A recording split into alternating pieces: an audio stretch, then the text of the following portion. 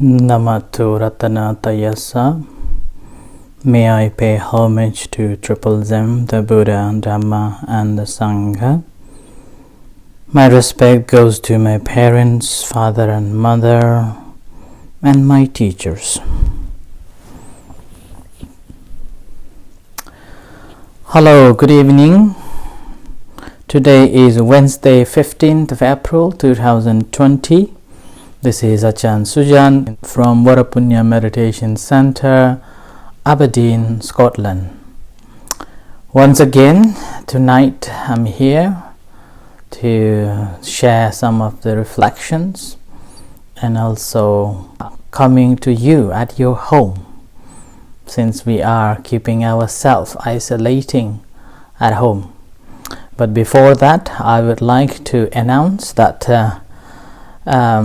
our few members have donated towards the center. So on behalf of the center and the monks, would like to thank you, and with these offerings, may you be happy, peaceful.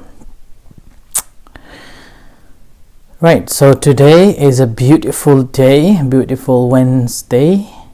I'm just here on the night as usual, just coming back to you, or so-called a delivery on time at 6:30. I've been reading some of the messages came through on the Facebook and also one or two emails that I've been asking. I was asked to speak on a little bit of a biography of the Buddha and the history of Buddhism, which continuation from the previous talks. So I will try to continue and cover the Buddha's life history and history of Buddhism.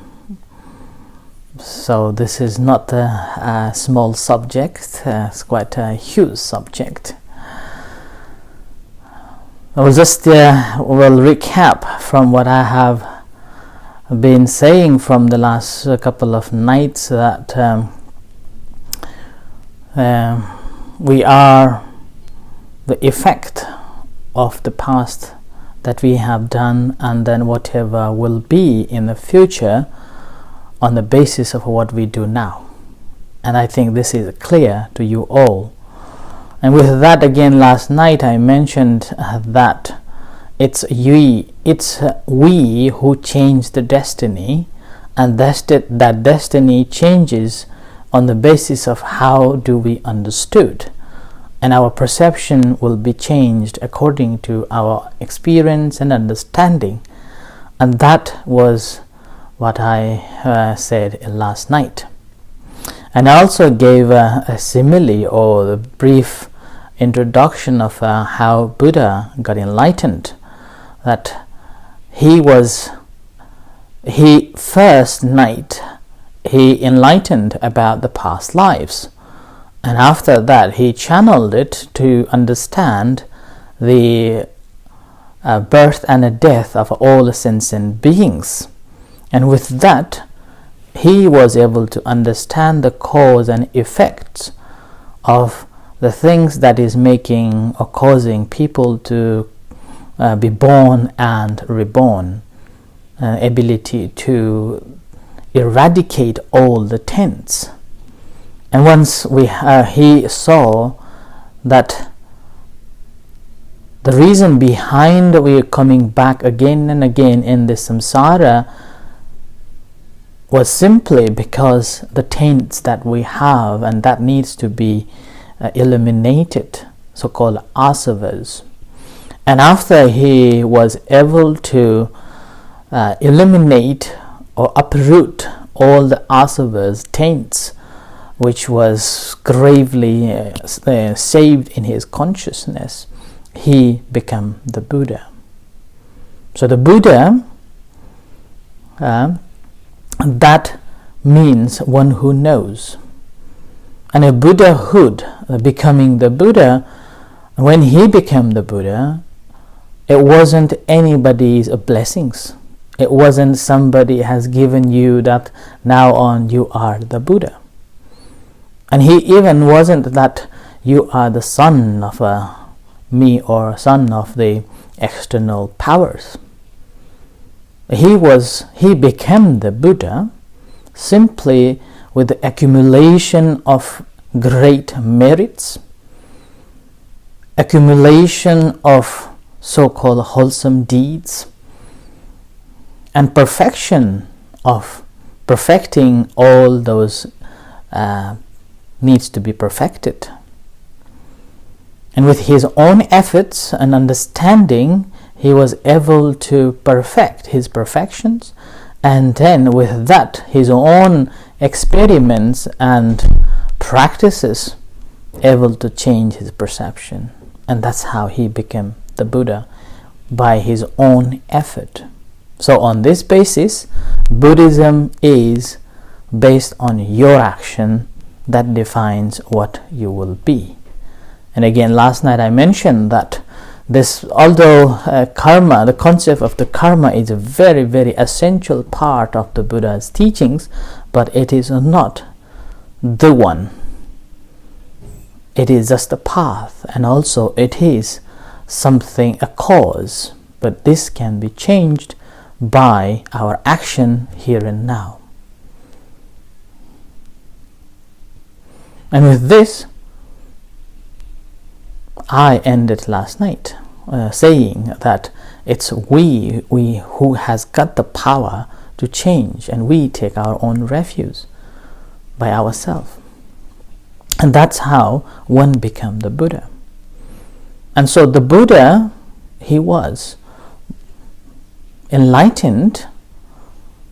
He was enlightened 2,500 plus 80 years ago. 2,562 plus 80 years ago in Buddha Gaya, so-called Buddha Gaya in India now. And he was born in Nepal, current Nepal, so-called Lumbini. Lumbini was a garden. He was a prince from Kapilavastu, which is not far away from Lumbini. This woodland was between two countries, so-called Kapilavastu and Ramgram, Devadaha. So in between, Buddha was born in the forest, under the tree.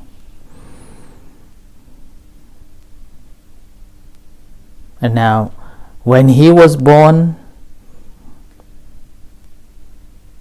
and then he was a prince, and then he left the palace at the age of 29 and spent 6 years studying, analyzing, experimenting, and at the age of 35 in India, in Buddha Gaya, he became the Buddha. And after he became the Buddha,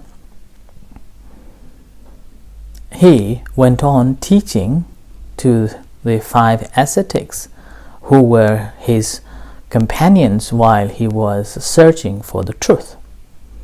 So he went on teaching his companions in Saranath in India, Banaras, for the first time.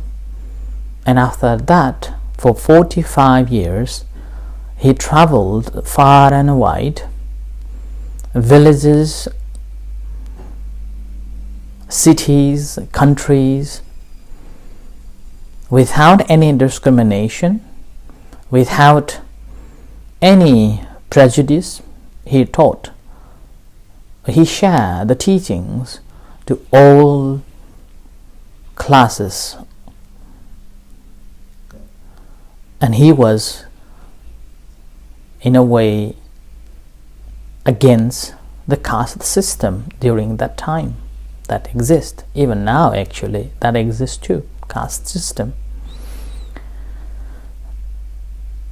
And these places where Buddha was and related to the Buddha, Some people may say it's a myth. Some people may say it's just a legend. But when we look at the history and when we look at the evidence, we can see clearly that each places where Buddha was, there are real evidence, historical evidence, archaeological evidence, and then the journey that clearly indicates it.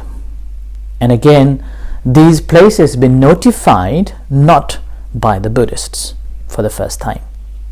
It was notified and then discovered by the Westerners, particularly British scholars during the colonial time. So that's why the more the science developed and archaeological development developed, Buddha's identity became more visible and everybody can go and study. I remember a few years ago I was traveling to Nepal and went to Lumbini where the Buddha was born to attend the World Peace Conference, and also had a chance to attend the lighting the 1 million lamps for the world peace. And on that tour I had a chance to visit Kapilavastu, the old palace where Buddha was. And there, a group of students, along with the professor from Durham University, were excavating and studying about the remains of the palace. And the professor, I had a chance to talk to him, and he said that the one that they were working with this excavation, he said that this is one of the buildings where the Buddha as a prince used to stay before he left the palace. And he even mentioned that that's exactly how the scripture says. And further on, these places again, there are huge pillars and inscribed that these places are related to the Buddha. It's not in Kapilavastu, but in Lumbini there is Asokan pillar. The Emperor Asoka, after 200 years, almost 300 years later, Buddha's parinibbana, he inscribed saying that this is the place where the Buddha was born. This is the place where the Buddha was born. Similar inscriptions we can find around in India, each places where Buddha stayed for a longer period of time and taught. So this is from the archaeological sites, and evidence suggests that Buddha was a real human. But he was not just a human, but the human.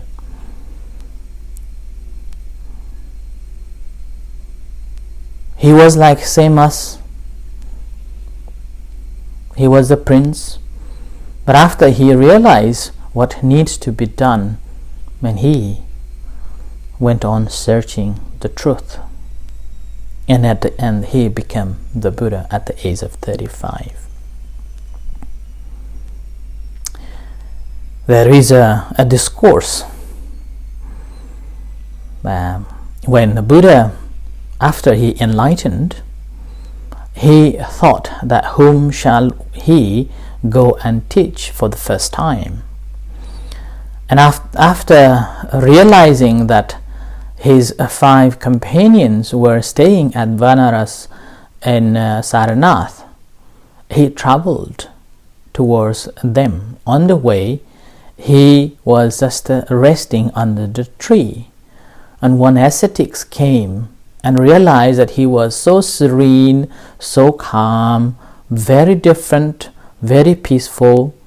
Having seen his aura, calmness and peaceful manner of his sitting, he approached him and asking whether he was the God, whether he was a serpent, whether he was an angel, whether he was a human. And he rejected that. None of them he was. And when he asked, the ascetic asked him, then who are you? And Buddha replied, I am awakened one. I am awakened one. So, although he was a human in a human flesh, but he transformed himself into the greater or the higher human in many aspects. He had eradicated all the taints, and he was become the Buddha, one who knows, one who knows what should be known. And ever since, rather than knowing him as the Prince Siddhartha, the Prince of Kapilavastu, known as the Buddha, one who knows. And his teachings become Buddhism. So I think after I have laid down these backgrounds, some of you were asking about how it relates. I think you get what I mean here now. And now you got the background of what Buddha was and who Buddha was and how he became the Buddha. And when he became the Buddha, what he enlightened of. But I haven't touched on enlightenment side, although I have said that he was able to understood the past, understood the future, and understood the present moment, and then ability to eradicate all the taints and become the Buddha. There is a famous saying that what he enlightened of, the teachings that he enlightened, and that's a Four Noble Truth. And this along the way I will touch if necessary. And I think I have mentioned in my previous talks as well that the Four Noble Truths, in summary, just there is a suffering and this suffering can be ended. And the whole of Buddha's teachings is simply to know there is a suffering and to find a way to eradicate that suffering. That's all. Yeah. So that we will go on later on. But tonight I only wanted to give you a background that as you have been asking about the biography or my simple background about his enlightenment, his birthplace, and where he came from. So this is a basic a life of the Buddha and how he became the enlightened.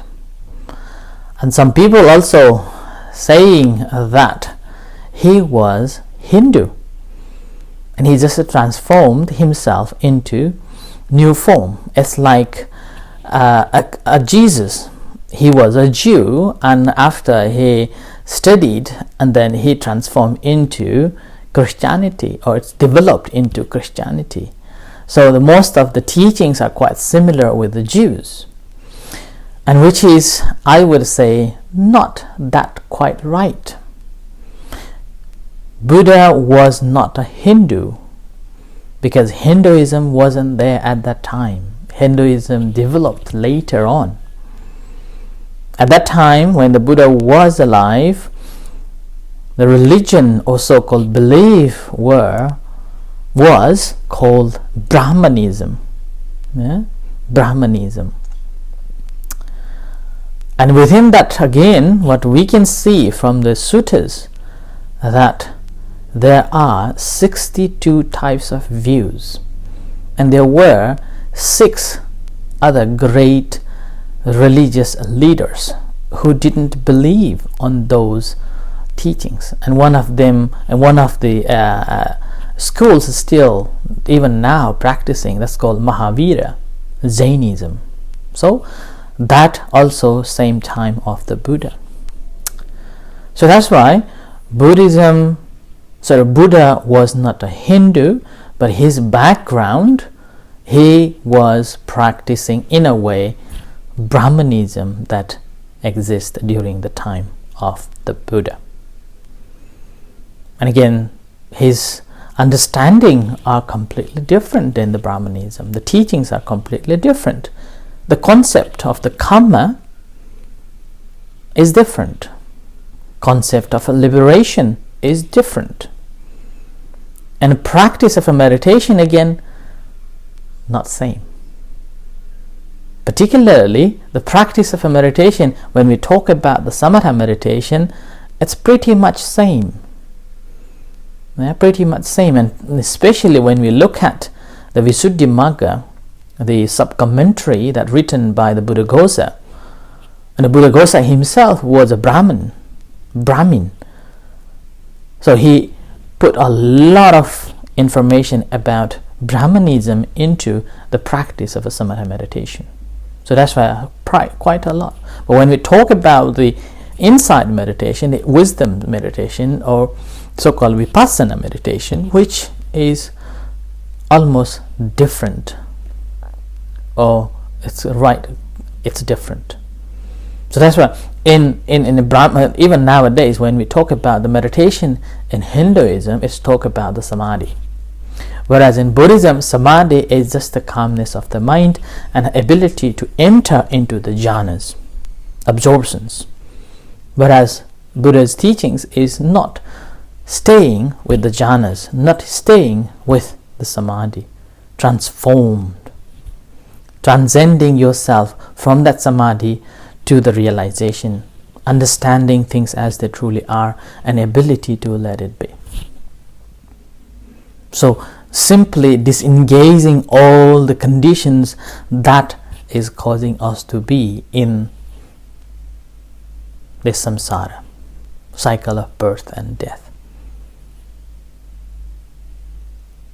Yeah, so that's why the question, suggestion that you've been asking me about Buddha was a Hinduism, in a short form, he wasn't a Hindu, but he practiced the Brahmanism, and all the teachings that the Brahmanism taught, it's completely different than what the Buddhism is, and the Buddhist principles are. Okay, so really two sides, not the same, the completely opposite philosophy.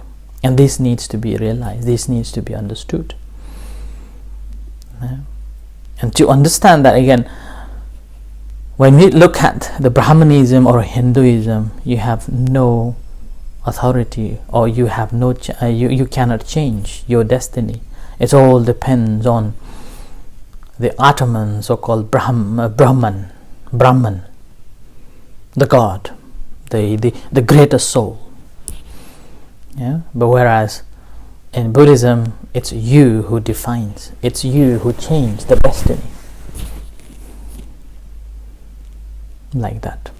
But that, having said that, Buddha didn't deny them. See, Buddha listened them, accept them, and simply, as I said in previous talks, Buddha said, if you're following this path, it leads to this. If you're following this path, leads to that. That's all. So that's why if we are studying a real Buddhism, we will never reject any views, and we will not denying their belief, denying their understanding, because every one of us has got different knowledge, different level of understanding. We cannot comprehend all at once. Even the Buddha, he was the one who knows what should be known, didn't deny on the basis that they have only this capability to understand that much. So as we studying Buddhism and practicing Buddhism, we should accept their views, ability to accept their lifestyle, and in the meantime ability to respect their ideas, ability to respect their views, their lifestyle. and knowing the value of it. With that, we know that what should be done. If they are practicing on a wrong path, we know that that is not a good one, but the one that I'm practicing is beneficial for me, beneficial for my families, beneficial for my society, and I will carry on. And I will introduce you if you would like to. And if you can, follow it. If you can't, that's fine. So this nature or this type of understanding we have to develop. And only then we can call ourselves as true Buddhists. But if you are calling ourselves as a Buddhist and you are denying other faiths, and you are denying or not accepting other views, then you become extremist. And then when you become extremist, there is no place for you to be a Buddhist. Yeah?